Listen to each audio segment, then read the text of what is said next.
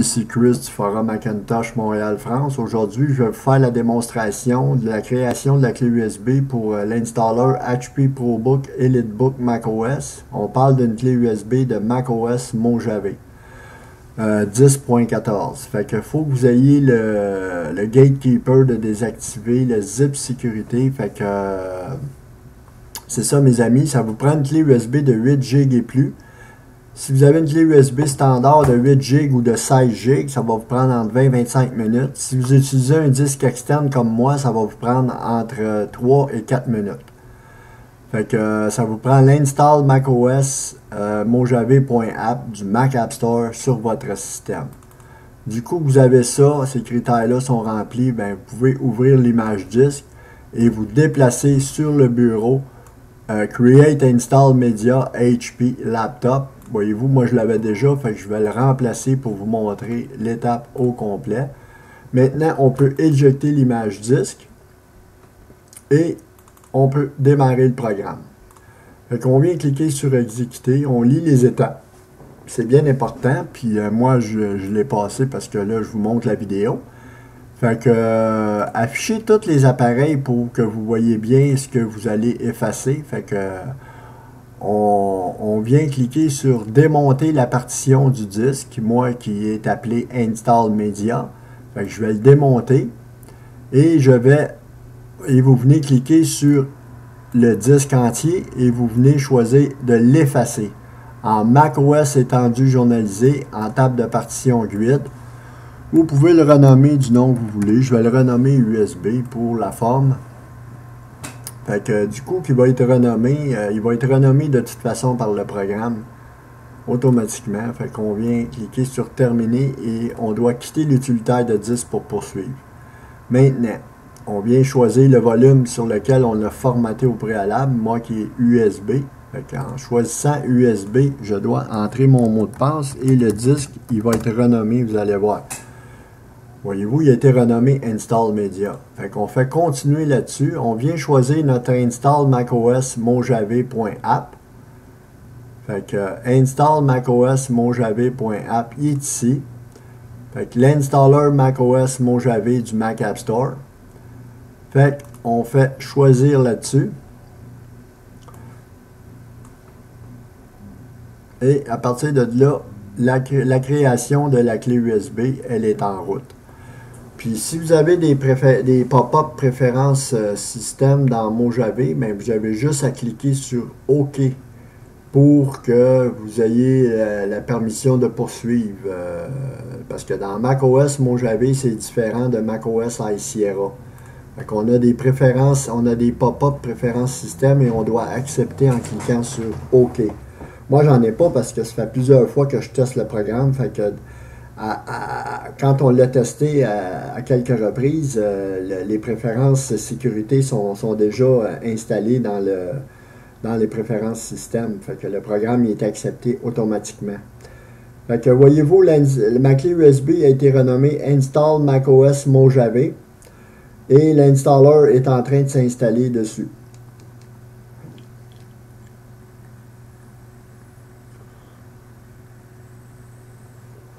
Et tout est bien indiqué dans le programme. Le temps d'installation, c'est 15 à 20 minutes sur une clé standard, puis 3 à 5 minutes sur un disque externe.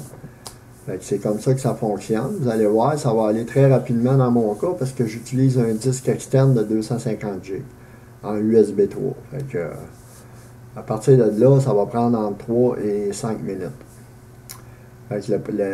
L'installation est pratiquement terminée. Vous allez voir.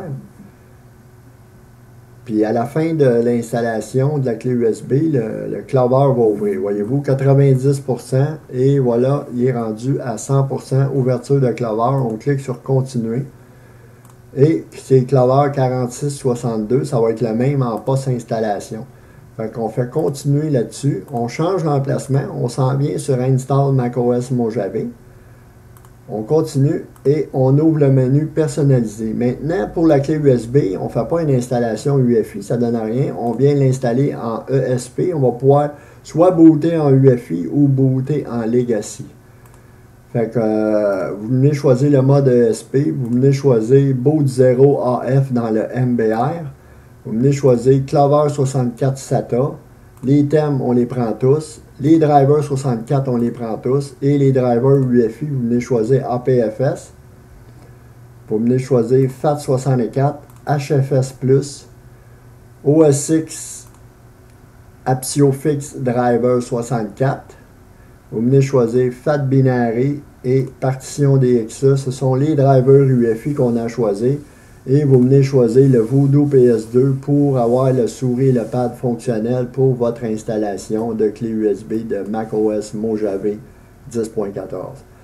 Fait que voyez-vous, on installe sur macOS, sur Install macOS Mojave, qui est bien ma clé USB, et on a juste à entrer notre mot de passe pour terminer l'installation de Clover pour rendre cette clé USB-là parfaitement bootable.